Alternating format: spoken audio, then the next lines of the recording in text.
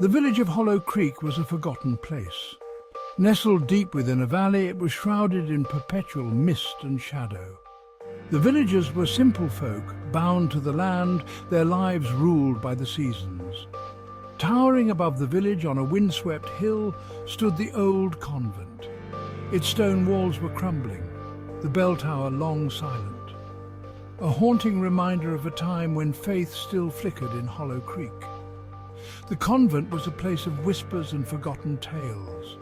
Locals spoke of it with a mixture of fear and reverence.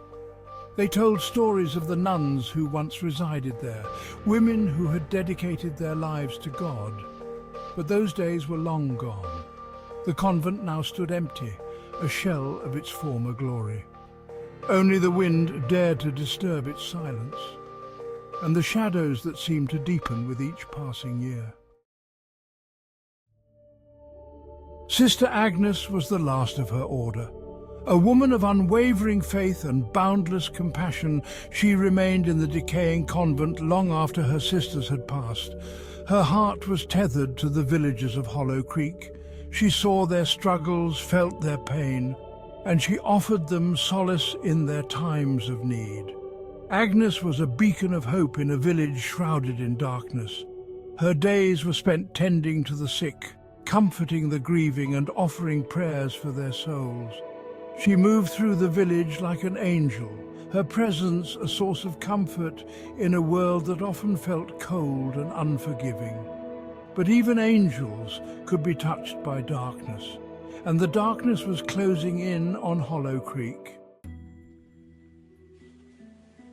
Winter descended upon Hollow Creek with a vengeance.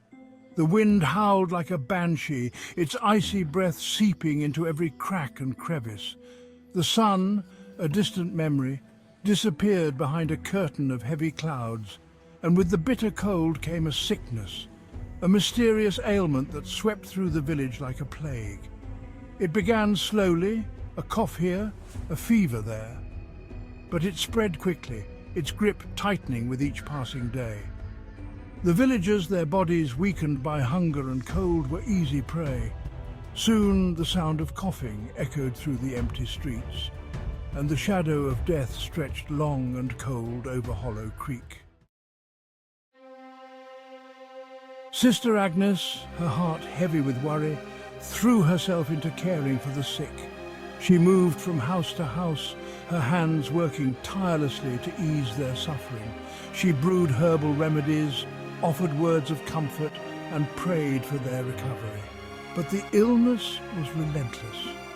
It devoured its victims from the inside out, leaving behind nothing but hollow shells.